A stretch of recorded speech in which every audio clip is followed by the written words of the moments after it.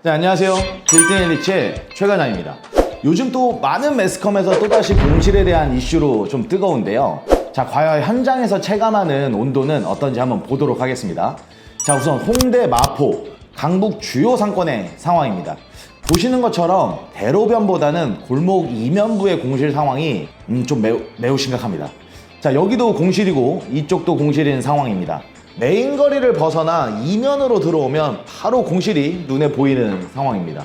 자, 그러면 연남동 상권도 한번 보도록 하겠습니다. 연남동은 그래도 공실에 대한 이슈가 홍대보다는 좀 적어 보이는데요. 여러 이유가 있을 수 있겠지만 제일 큰 이유는 홍대보다는 아직까지는 좀 저렴한 임대료가 우선일 거로 좀 보고 있습니다. 하지만 연남동도 대로변 임대료 수준은 어마어마한 수준입니다. 자, 강남권 상권은 어떤지 한번 볼까요?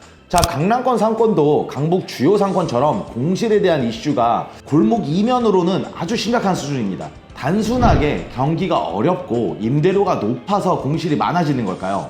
아니면 수요보다 공급이 많아서 공실이 많아지는 걸까요? 자, 여기에는 저희가 놓치고 있는 부분들이 있습니다.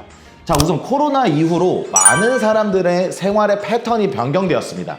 자, 우선 이면부 지하의 주요 임차인이었던 노래방, 유흥, 그다음에 헬스 관련 업종들이 많았습니다. 하지만 지금은 이면부 지하도 공실인 이유가 바로 술을 소비하고 퇴근 이후의 시간을 즐기는 문화가 변화했습니다.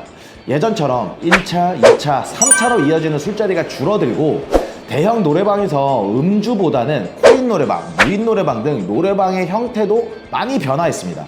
또한 헬스장 같은 경우도 지금 1대1 PT, 레슨 등으로 대형 헬스장보다는 규모가 작아도 운영이 가능한 부분으로 변경되고 있는데요. 두 번째로 저희가 주로 접하는 중소형 꼬마 빌딩의 1층, 2층 혹은 3층까지 대부분 대형 프랜차이즈의 미용실이 입점 혹은 피부관리, 에스테틱 등의 업종들이 많았습니다. 하지만 지금 2024년 1월부터 8월 사이에 폐업한 미용실이 8,000곳이 넘습니다. 자, 사람들이 이발 미용에 대한 비용을 아껴서일까요? 자, 요즘 미용실을 한번 보면 예전과는 다른 형태의 미용실로 발전했습니다. 뭐 바버샵, 1인샵 등 미용사 한 분이 오픈부터 청소, 미용까지 혼자 다 하는 1인샵으로 좀 변화가 했습니다. 대형 미용실을 오픈을 해도 손님은 그대로고 직원은 구하기가 힘들고 임대료는 계속 올라가 버틸 수 없는 게 현실입니다. 또 마지막으로 오피스입니다. 강남, 성수, 강북 등 주요 상권의 오피스는 대부분 스타트 업종들이었습니다.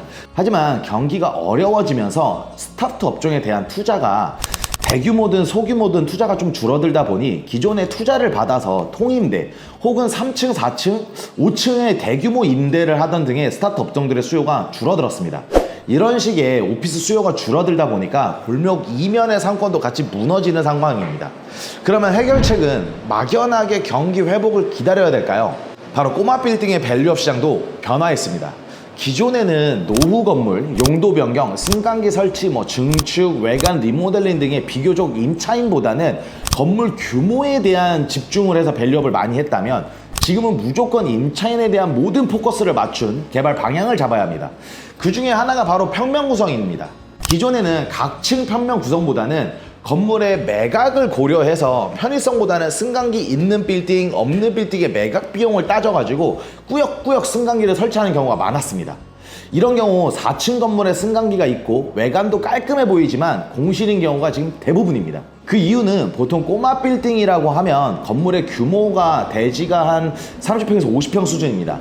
이런 규모의 빌딩에 승강기를 설치하고 남녀 화장실을 구분을 하고 기존의 주택을 용도 변경을 하면서 구조 보강, 기둥 등이 설치가 되고 하면서 잃어버린 공간들이 많았습니다. 하지만 스타트 업종들의 투자와 정부의 대출 등과 규모가 작으면 통으로 쓰거나 한 개층 혹은 아니면 두 개층, 세 개층을 한꺼번에 쓰면서 하면서 공실이 없는 상황이었는데 자영업자분들도 코로나 정책, 창업 정책, 대출 등으로 그나마 버틸 수 있었습니다. 기존에는. 하지만 지금은 전혀 다른 상황입니다. 이런 식의 노후된 개발 방식으로는 이제 밸류업을 성공할 수 없습니다. 자, 저희 빌딩앤리치는 상권에 부합하고 그 상권에 맞는 최적의 임차 업종을 대상으로 하는 밸류업을 진행을 하고 있습니다. 지금 보시는 것처럼 골목 이면에 병의원급 임차인이 들어와서 바로 사용할 수 있도록 각 층의 평면과 각 층 구성을 해야 합니다. 자, 1층은 로비, 2층, 3층은 진료실 혹은 치료실, 4층은 회복실, 5층은 대표님 혹은 원장님의 업무 공간, 휴게 공간 등으로 구성을 하고, 기존에는 페인트 혹은 기본 마감만 진행했던 것과 달리 최근 밸류업은 인테리어적인 요소들이었던 조명, 냉난방기, 화장실, 옥상, 테라스 등의 마감도 필수적으로 들어가야 합니다. 자, 또한 기존 노후주택을 용도 변경하거나 리모델링을 많이 하는데 층고는 확인해 보셨나요? 노후주택의 경우 층고가 보통 2.5m 정도 수준입니다. 이런 경우 층고가 낮은 상태에서 냉난방기 설치, 조명 등을 설치하면 층고는 더 낮아지고 답답해 보일 수밖에 없습니다. 이런 부분들을 모르시고 옆 건물 혹은 지금 상권의 임대료 수준이 높다고 나도 저 임대료를 받을 수 있겠지라는 생각은 지금은 불가능합니다. 그 임대료를 받을 수 있는 컨디션의 빌딩을 만들어야 그 임대료가 가능합니다. 자, 경기가 어렵고 소비층의 패턴이 변경이 되어도 살아남고 성공할 수 있는 정말 한 끗 차이의 노하우를 정말 잘 알고 있습니다. 자, 저희로 문의를 주신다면 물건 탐색부터 상권 분석, 설계, 시공, 임대, 매각까지 자, 한 번에 처음부터 끝까지 함께합니다. 자, 위기를 기회로 바꿔드리겠습니다. 마지막으로 저희 성공 사례 영상으로 마무리하겠습니다. 감사합니다.